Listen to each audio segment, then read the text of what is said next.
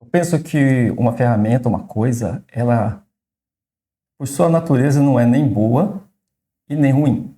Tudo depende de quem a usa e com qual intencionalidade ela usa. E hoje eu quero falar de uma dessas ferramentas. E seja muito bem-vindo aqui a esse vídeo. Eu sou o Teru. A ideia é a gente falar hoje dos juros compostos, que é uma ferramenta poderosíssima se você sabe como utilizá-la, mas também não sabe, é uma arma perigosíssima contra você, né? E a ideia desse vídeo é falar muito rapidamente, sem entrar em detalhes técnicos, sem entrar em detalhes matemáticos, mas trazendo uma história de um dos maiores investidores que já passaram por esse planeta, né? Que é o Warren Buffett, e junto ali com seu amigo e sócio, e que faleceu há alguns anos, o Charlie Munger, construiu uma das maiores empresas de investimentos do mundo, que é a Berkshire Hathaway. E essa história se passa, na verdade, ali na infância do Warren Buffett, quando, ainda na escola, ele junto com um amigo, Don Denley, foram sócios num negócio de fliperamas, né? Então é surpreendente. Fliperama, para mim, na minha época, era o nosso ponto de encontro, né? Era onde a gente se divertia realmente. E as máquinas de fliperama fizeram parte da minha infância, pode ter sido parte da sua. E para os mais novos, eu acho que poucos têm acesso a essas máquinas, apesar que parece que está voltando à moda, né? E o que me faz admirar muito o Warren Buffett também, além do fato dele ter sido muito bem sucedido na sua carreira como investidor, e é o fato de que, assim como muitas pessoas, talvez a maioria das pessoas que têm grandes impactos positivos na humanidade, ele era um leitor voraz. Desde a infância, era uma pessoa que lia muito, que gostava muito de ler. E quando criança, ele teve acesso a um livro chamado 1000 Maneiras de Ganhar $1000. E olha que legal, né? Poderia ser um livro de autoajuda, poderia ser um livro técnico, poderia ser um... Eu não li esse livro ainda, né? Porque não tive acesso a ele, mas eu pretendo lê-lo. E nesse livro, escrito por um cara chamado Francis Meinaker, ele inspirou o Warren Buffett a começar a vender refrigerantes, começar a vender chicletes, jornais, e foi assim que começou a história empreendedora do Warren Buffett. Isso é um ponto também muito importante para aqueles que pretendem investir, se tornarem investidores, é que você precisa de uma fonte de renda para começar a investir, né? E cada um tendo a sua realidade, precisa começar a construir formas de ganhar dinheiro, de começar a construir o seu patrimônio, seja ali com 10, 20, 30 reais por mês, ou até menos que isso, ou, para quem já tem esse patrimônio, separar ali parte da sua renda para o investimento. Mas voltando aqui à história do Buffett, o livro 1000 Maneiras de se Ganhar $1000 era uma coletânea de histórias de pessoas comuns, como eu, como você, ou como qualquer outra pessoa, que haviam atingido o objetivo de oferir os $1000, né? E um dos textos que continham, aparentemente um dos textos que continha nesse livro, era um exemplo envolvendo balanças, as balanças que você tem nas farmácias. E na época que essas balanças começaram a entrar no mercado, elas eram cobradas para serem utilizadas. Não era igual hoje que a farmácia coloca ali como cortesia, você vai lá, sobe na balança e faz a sua medição. A balança, você colocava uma moedinha para utilizá-la, né? E a ideia do livro era bastante simples, né? Era adquirir uma balança, colocar no comércio e, em troca de uma pequena quantia, o cliente podia se pesar, né? E o lucro de cada balança deveria ser juntado para se adquirir mais balanças. E assim, com o tempo, ele ter uma rede de balanças distribuídas pela cidade e quanto mais balanças, maior o lucro. Bastante simples, bastante óbvio, né? Mas o Buffett e o Dunley, eles eram adolescentes. E assim como para qualquer adolescente, talvez balanças de pesar não seja algo que chame tanta atenção.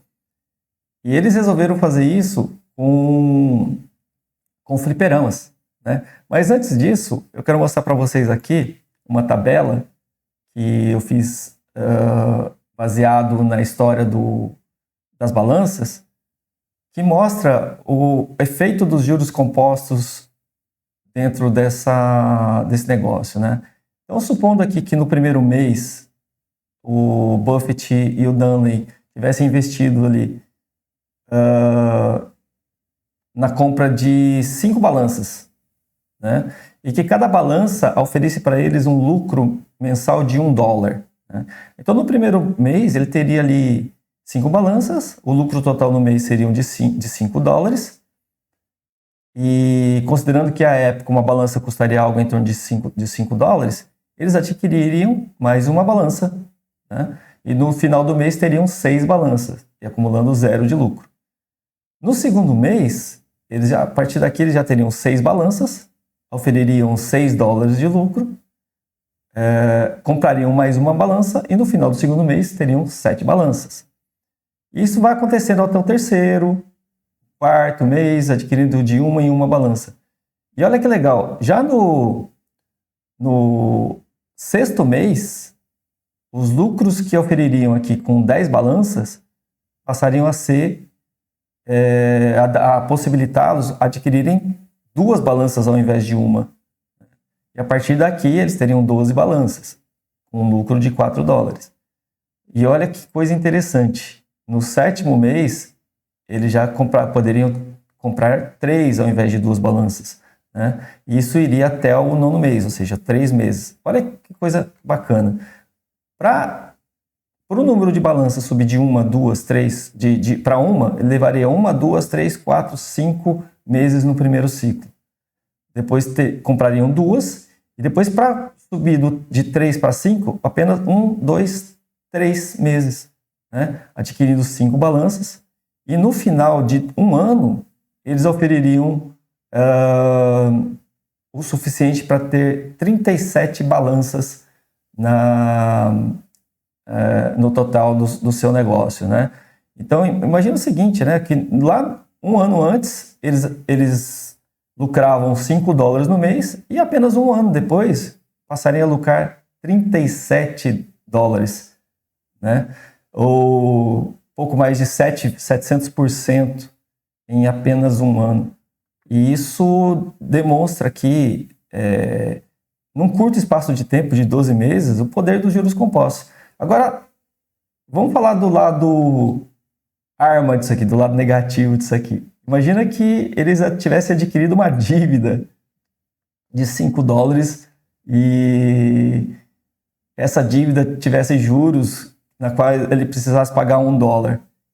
Então, essa dívida também cresceria exponencialmente até em apenas um ano. E está aí o perigo do mau uso dos juros compostos. E talvez por isso o Brasil seja um dos países que mais possuem endividados e endividados cujas dívidas se tornaram impagáveis, né?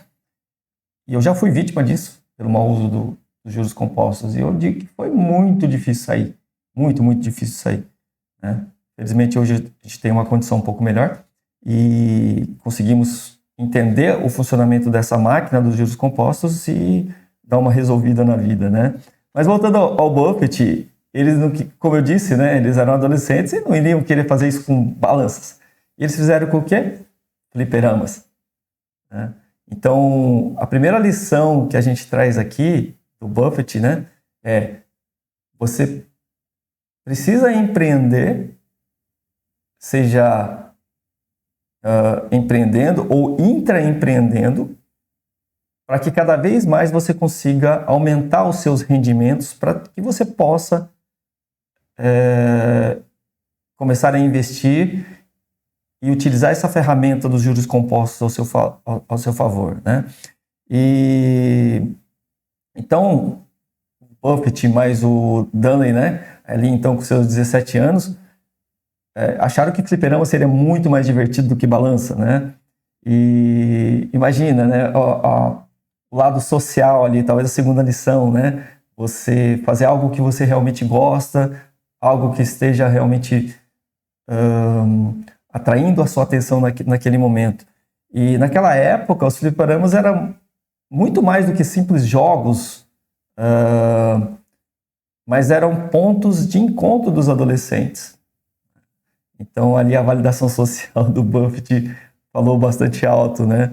Então, eles não estavam simplesmente abrindo um novo negócio, mas estavam participando de uma cultura jovem daquela época, né? Então, o Buffett com o Dunley, eles tinham $25, eles adquiriram ali uma máquina por defeito.